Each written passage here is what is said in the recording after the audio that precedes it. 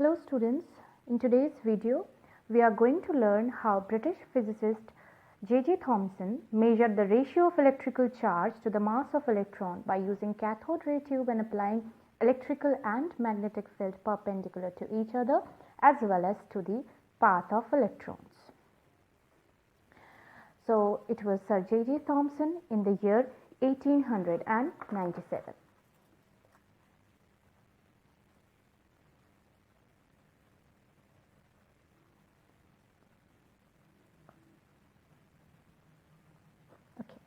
So what he had done, he had this kind of a setup. Here you can see this is cathode ray discharge tube, and this is the cathode connected with the negative terminal, and this is the anode connected with the positive terminal. This is a high voltage supply.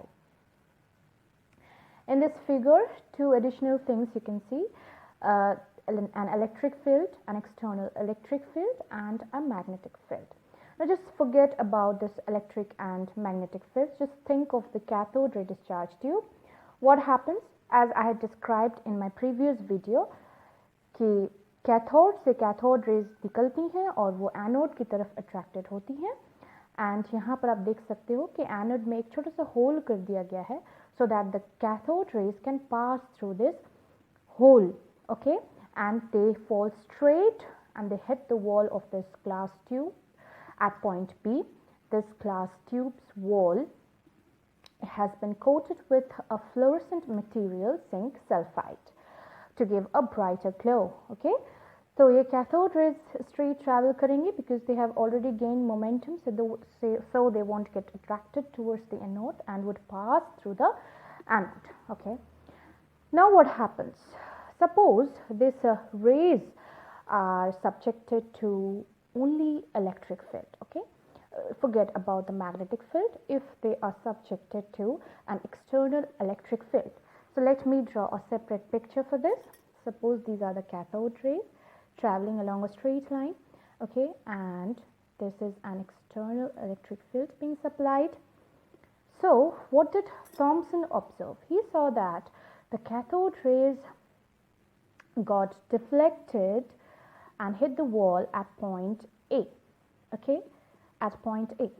That is, they got attracted towards the positive end. As you can see in this picture, just forget about the other part. This cathode rays traveling along a straight line, when an external field is applied, they get deflected and get attracted towards the positive end and hit the wall at point A, okay. So now we know that there is a rule that unlike charges attract each other, unlike charges repel each other. Now since these rays are getting attracted towards the positive end, so what can we infer? हम infer कर सकते हैं कि these rays must be made up of negatively charged particles. So we can say that these electrons, subatomic particles, are negatively charged. Okay. Now let us move to the next part. Now forget about this electric field, okay. These cathode rays are subjected to magnetic field. Only a magnetic field is there. Then what happens? So I would like to make you understand by drawing a simple picture. Suppose these are the rays traveling, and in the picture this is the north pole and this is the south pole, okay. So this is the north pole of the magnet, this is the south pole of the magnet. These rays enter into this magnetic field and they are found, found to be deflected downwards, and they hit the wall of this glass tube at point C, okay, at point C.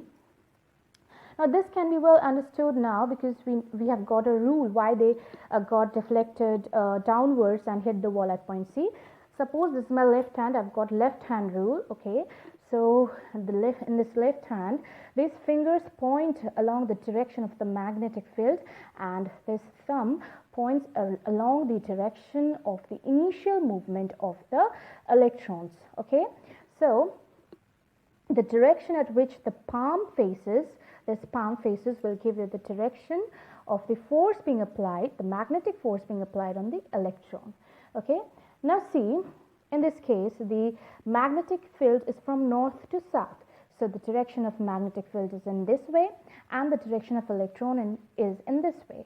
So what will happen? The force will be applied downwards. तो इन electrons पर जो यहाँ पर move कर रही है cathode rays में, वो उन electrons पर जो फोर्स है, मैग्नेटिक फोर्स, वो नीचे की ओर अप्लाई होगी, जिसकी वजह से ये कैथोड रेस जो है वो नीचे की ओर डिफ्लेक्ट करके वॉल को एट पॉइंट सी जो है वो हिट करती है। ठीक है, तो सिर्फ जब इलेक्ट्रिक फील्ड मौजूद है, इस तरीके से पॉजिटिव और नेगेटिव सेटअप अगर रहे, तो क्या होगा कि ये कैथोड रेस ऊपर की तरफ डिफ्लेक्ट करेंगे, और अगर मैग्नेटिक फील्ड है with its north pole this side and south pole that side, तो वो नीचे की ओर डिफ्लेक्ट करेंगे। आप अगर एनसीईआरटी बुक में देखें तो नॉर्थ पोल जो है वो उधर की ओर है और साउथ पोल इधर की ओर है। इसमें थोड़ा सा गड़बड़ है एनसीईआरटी में, आप थोड़ा सा देख लें, मैंने यहाँ पर एक सुधार किया हुआ है। ठीक है, तो और फिर इसके बाद थॉमसन ने क्या किया? थॉमसन ने किया कि he tried to balance both the fields, okay, the electric field and the magnetic field, so that he could allow the cathode rays to travel in the same straight line which it used to travel when there was no electric field or no magnetic field. यानी कि जब कोई magnetic field या electric field नहीं था, तब जिस तरीके से कैथोड रे स्ट्रेट लाइन में ट्रैवल कर रही थी, ठीक उसी स्ट्रेट लाइन में ट्रैवल करवाया थॉमसन ने। किस तरीके से? उन्होंने दोनों फील्ड को, इलेक्ट्रिक फील्ड और मैग्नेटिक फील्ड को बैलेंस करवाया। ठीक है, और उन्होंने ये देखा कि हाँ, कैथोड रेज फिर से स्ट्रेट लाइन में ट्रैवल कर रहे हैं। तो यहाँ पर एक छोटा सा कैलकुलेशन है जो मैं आपको बता दूँ कि यहाँ पर क्या कैलकुलेशन हो रही है। यहाँ पर जब कैथोड रेज मूव कर रहे हैं तो इलेक्ट्रॉन्स जो है वो एक्सेलरेटेड हो रही हैं, तो उनके पास काइनेटिक एनर्जी है। ठीक है, तो फिर what is the kinetic expression for the kinetic energy? Now you see the kinetic energy of the electrons will be equal to the charge on the electrons multiplied with the potential difference. Okay, so kinetic energy of the electrons will be the charge multiplied with the potential difference which is being supplied. Now we also know that kinetic energy of the electrons should be half mv square, which is equal to q del v. Now point to be noted, this v is small v, this is small v which is for velocity, this m is for mass, and in this case this is the charge and this is the change in potential, the difference in potential difference. Okay, so let me write the things. This is the mass, okay, and this is the velocity of the electrons. This is the charge on the electron, and this capital V is the potential, del V. Del V means nothing but potential difference. Okay.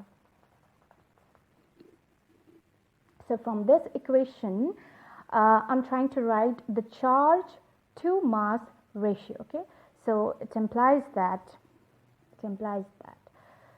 charge to mass ratio will become v square just by cross multiplication and everything. Okay, so v square by 2 del v.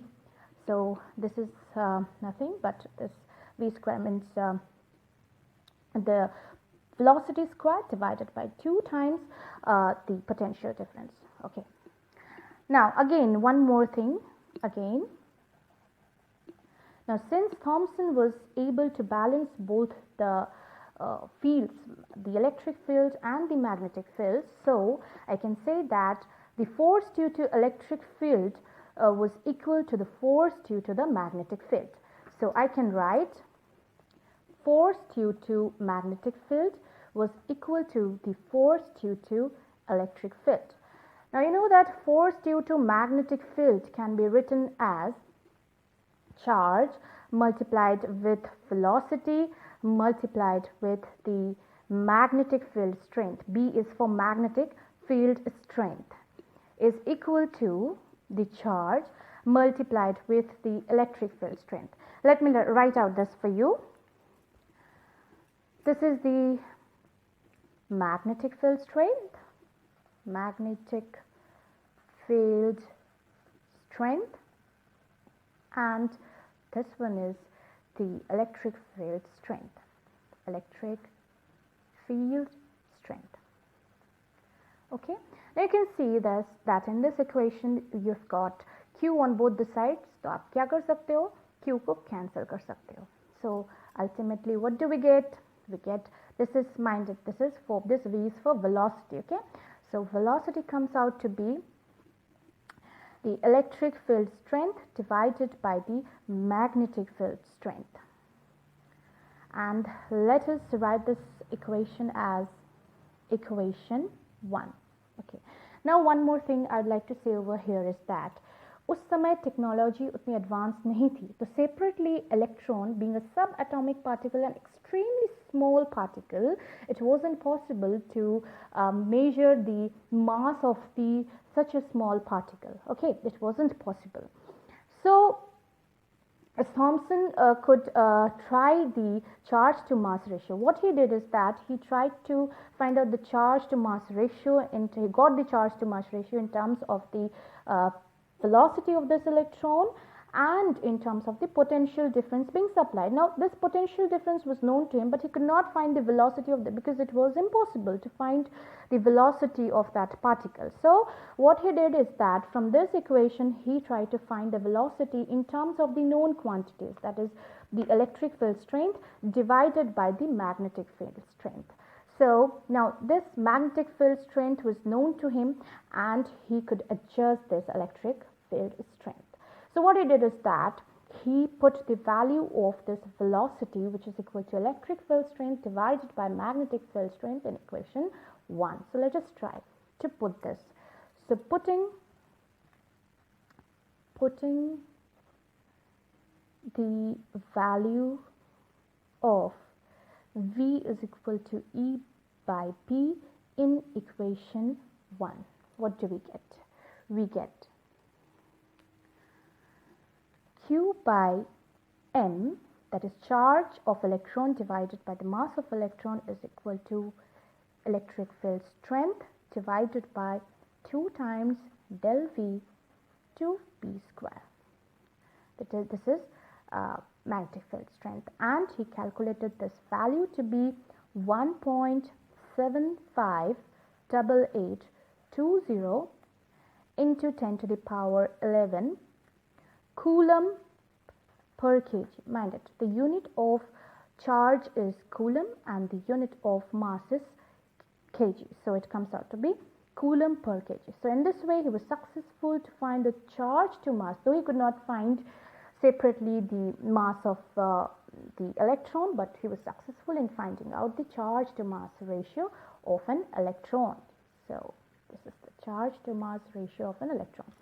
Now during the year 1906 to 1914, it was R.A. Millikan who could successfully calculate the charge of an electron by his oil drop experiment. Okay, so I will be discussing about how he could calculate the charge of an electron by oil drop experiment in my next video, and thus could find out, since the other values were known, so we could find the mass of the electron putting the value of Q, and since this value was already known. So I'll be discussing about this experiment in my next video. Hope this video was you like this video and it was useful for you. So please press the bell icon and subscribe my channel for more updates. Okay, thank you students.